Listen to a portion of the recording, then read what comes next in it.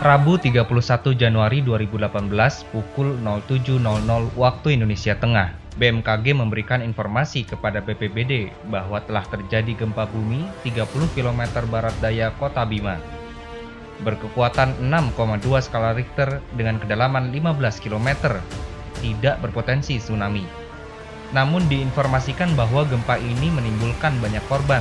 BPBD dan komponen penanggulangan bencana Kabupaten Bima langsung melakukan upaya-upaya penanganan dampak.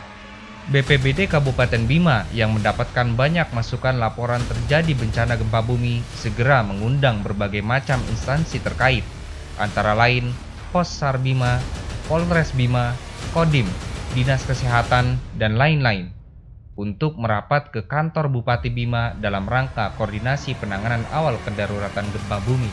Salah satu laporan adalah tentang adanya korban yang sangat banyak dan membutuhkan penanganan tim medis.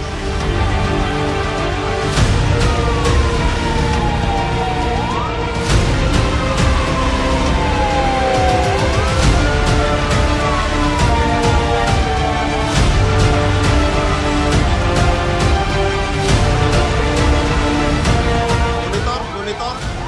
Di sini Kepala Desa Kenanga Muhammad Nur Haji Ahmad. Ada yang terjadi di Desa Kenanga di gempa 6,2 skala Richter.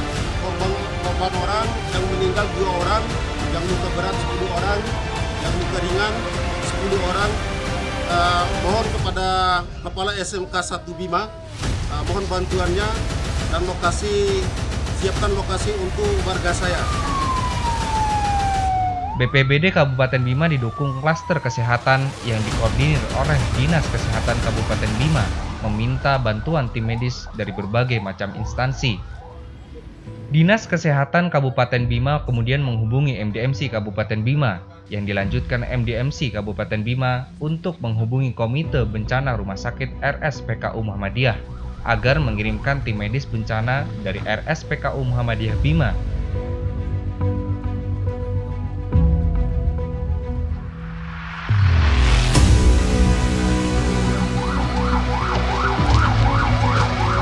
Tim medis bencana dari RSPKU Muhammadiyah Bima tiba di posko tanggap darurat.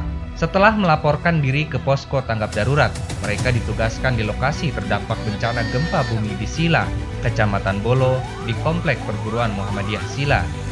Salah satu kompetensi yang ada pada tim medis bencana adalah Emergency Medical Technician, yang nantinya bertugas dalam penanganan medis darurat dan bertindak sebagai koordinator medis darurat atau KOMD di lokasi kejadian.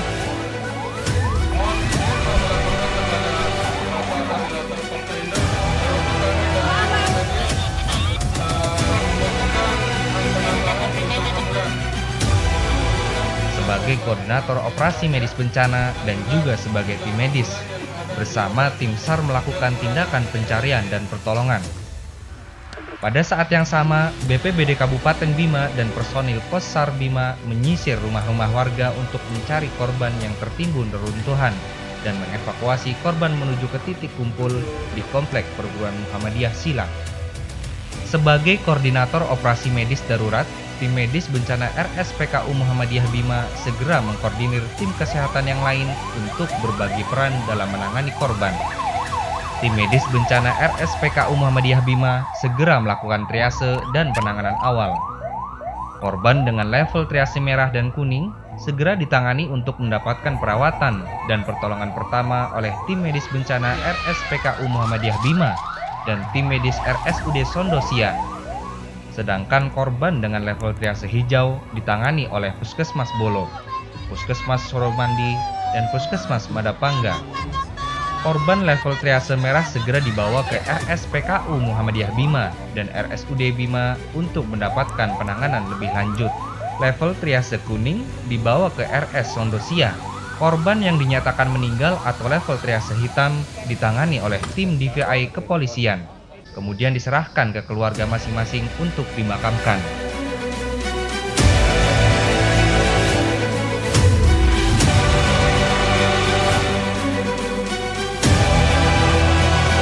Setelah semua korban dengan segala level triase tertangani dan telah dirujuk ke RS yang dituju, KOMD RSPKU Muhammadiyah Bima melapor kepada Dinkes Kabupaten Bima selaku koordinator klaster kesehatan. Sementara itu, tim medis melakukan transfer korban ke RSPKU Muhammadiyah dan menyerahkan korban ke IGD RSPKU Muhammadiyah Bima. Setelah KOMD dan tim medis selesai melaksanakan tugas, maka tim medis bencana melapor ke Komite Bencana Rumah Sakit. BPBD mengumpulkan semua pihak penanggulangan bencana dan pemangku kebijakan untuk berkumpul dan berkoordinasi membuat laporan tentang penanganan selama masa tanggap darurat bencana gempa bumi di Kabupaten Bima.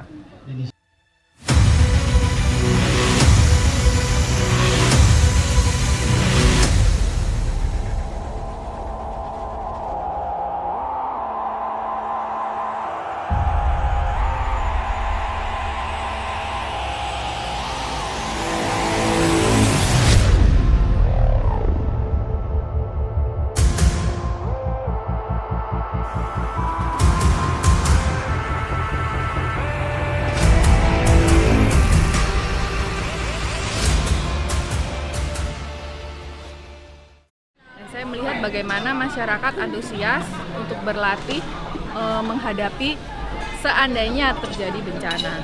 Dari sini saya melihat bahwa peran pihak NGO, non-government organization itu cukup besar di masyarakat.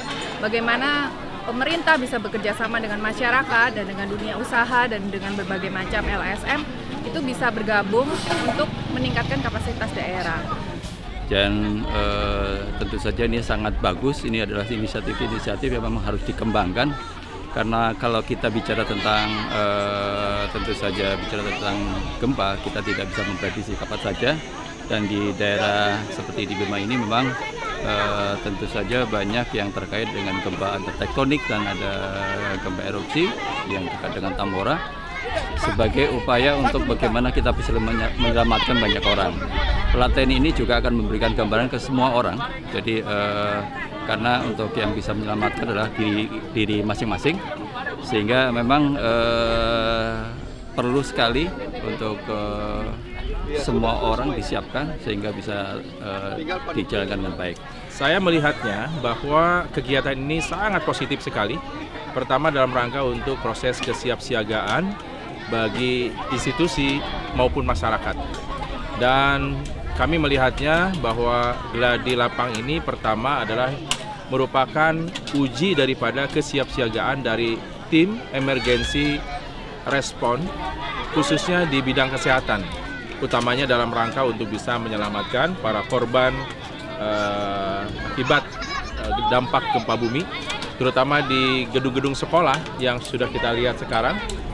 Bagaimana proses dari penanganan cepat dari tim evakuasi, kemudian juga melakukan protap SOP sesuai dengan yang mereka miliki kompetensinya, dan ini sangat mendukung proses kesiapsiagaan dan proses koordinasi yang sangat bagus sekali, baik itu kepada masyarakat maupun juga kepada instansi terkait TNI, Polri dan juga SAR.